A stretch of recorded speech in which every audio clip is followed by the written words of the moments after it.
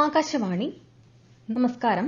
പ്രത്യേക വാർത്താ ബുള്ളറ്റിൻ വായിക്കുന്നത് അഞ്ജന പുതിയമഠം.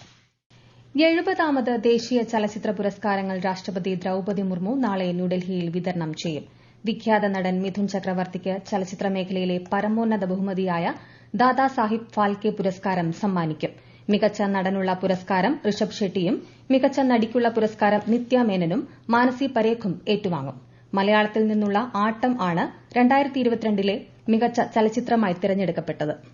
മാൽദീവ്സിന് $400 ദശലക്ഷം ധനസഹായവും 3000 കോടി രൂപയുടെ കറൻസി കൈമാറ്റ സഹായവും വാഗ്ദാനം ചെയ്ത് ഇന്ത്യ. മാൽദീവ്സ് നേരിടുന്ന സാമ്പത്തിക പ്രതിസന്ധിയെ മറികടക്കുന്നതിനാണ് സഹായം. അയൽ രാജ്യമെന്ന നിലയിൽ മാൽദീവ്സിനോട് എല്ലായ്പ്പോഴും ഉത്തരവാദിത്തം നിറവേറ്റുന്ന രാജ്യമാണ് ഇന്ത്യയെന്ന് പ്രധാനമന്ത്രി നരേന്ദ്രമോദി വ്യക്തമാക്കി. മാൽദീവ്സ് പ്രസിഡന്റ് മുഹമ്മദ് മുയ്സുവുമായി ന്യൂഡൽഹിയിൽ പ്രതിനിധിതല ചർച്ചയിൽ പങ്കെടുക്കുകയായിരുന്നു പ്രധാനമന്ത്രി. വിവിധ വിഷയങ്ങളുമായി ബന്ധപ്പെട്ട നിരവധി ധാരണാപത്രങ്ങളിലും ഇരു രാജ്യങ്ങളും ഒപ്പുവച്ചു. സാമ്പത്തിക, മാരിടൈം സുരക്ഷ സംബന്ധിച്ച സമഗ്ര നയരേഖയ്ക്കും ഇരു നേതാക്കളും അംഗീകാരം നൽകി.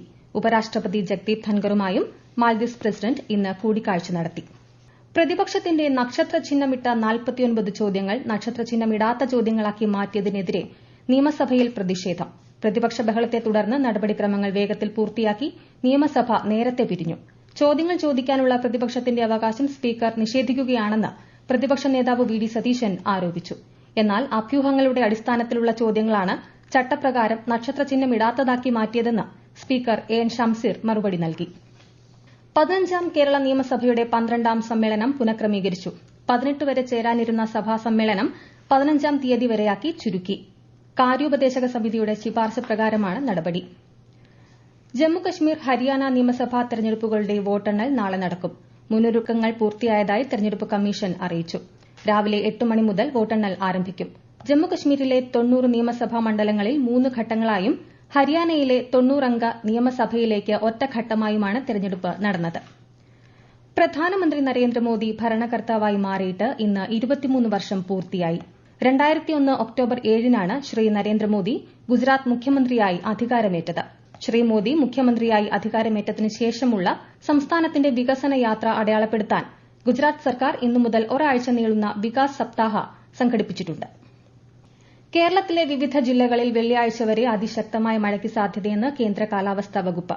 പത്തനംതിട്ട, കോട്ടയം, ഇടുക്കി, മലപ്പുറം, വയനാട്, കണ്ണൂർ ജില്ലകളിൽ ഇന്ന് ഓറഞ്ച് ജാഗ്രത പ്രഖ്യാപിച്ചു.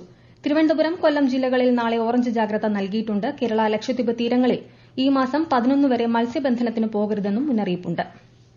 കേന്ദ്ര കാലാവസ്ഥാ നിരീക്ഷണ കേന്ദ്രം നാളെ തിരുവനന്തപുരം ജില്ലയിൽ ഓറഞ്ച് അലർട്ട് പ്രഖ്യാപിച്ച സാഹചര്യത്തിൽ കടലോര, കായലോര, മലയോര മേഖലകളിലേക്കുള്ള അവശ്യ സർവീസുകൾ ഒഴികെയുള്ള ഗതാഗതവും ക്വാറിയിംഗ്, മൈനിംഗ് പ്രവർത്തനങ്ങളും നിരോധിച്ച് ജില്ലാ കളക്ടർ ഉത്തരവിട്ടു.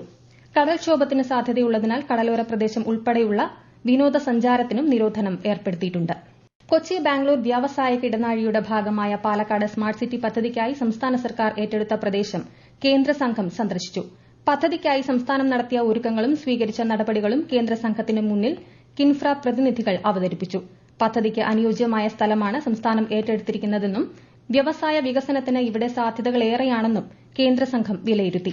കേന്ദ്ര വ്യവസായ മന്ത്രാലയ സെക്രട്ടറി ഉൾപ്പെടെയുള്ളവരുമായി സംഘം ചർച്ച നടത്തിയ ശേഷമായിരിക്കും പദ്ധതിക്കുള്ള കേന്ദ്ര വിഹിതം അനുവദിക്കുക. വിവിധ വർണ്ണങ്ങളിലുള്ള ലൈറ്റുകൾ സ്ഥാപിച്ച് പാലങ്ങൾ ദീപാലംകൃതമാക്കുന്ന പ്രവർത്തനം സംസ്ഥാന വ്യാപകമാക്കുമെന്ന് ടൂറിസം മന്ത്രി P A Muhammad Riyas. Thiruvananthapuram bakery junction പാലത്തിൽ സ്ഥാപിച്ച ലൈറ്റുകളുടെ സ്വിച്ച് ഓൺ കർമ്മം നിർവഹിച്ച് സംസാരിക്കുകയായിരുന്നു മന്ത്രി. തദ്ദേശ സ്വയംഭരണ വകുപ്പും തിരുവനന്തപുരം കോർപ്പറേഷനും പൊതുമരാമത്ത് വകുപ്പും സംയുക്തമായി സ്മാർട്ട് സിറ്റി പദ്ധതിയുടെ ഭാഗമായാണ് പാലം ദീപാലംകൃതമാക്കിയത്. 2024ലെ വൈദ്യശാസ്ത്രത്തിനുള്ള നൊബേൽ പുരസ്കാരം പ്രഖ്യാപിച്ചു. വിക്ടർ ആംബ്രോസ്, ഗാരി റവ്കും എന്നീ ശാസ്ത്രജ്ഞർക്കാണ് പുരസ്കാരം ലഭിച്ചത്. മൈക്രോ RNAയുടെ കണ്ടെത്തലിനാണ് പുരസ്കാരം. മണ്ണാറശാല നാഗരാജ ക്ഷേത്ര ആയില്യം മഹോത്സവത്തോടനുബന്ധിച്ച് ഈ മാസം 26-ന് ആലപ്പുഴ ജില്ലയിലെ എല്ലാ സർക്കാർ ഓഫീസുകൾക്കും വിദ്യാഭ്യാസ സ്ഥാപനങ്ങൾക്കും പ്രാദേശിക അവധി അനുവദിച്ച് ജില്ലാ കളക്ടർ ഉത്തരവായി.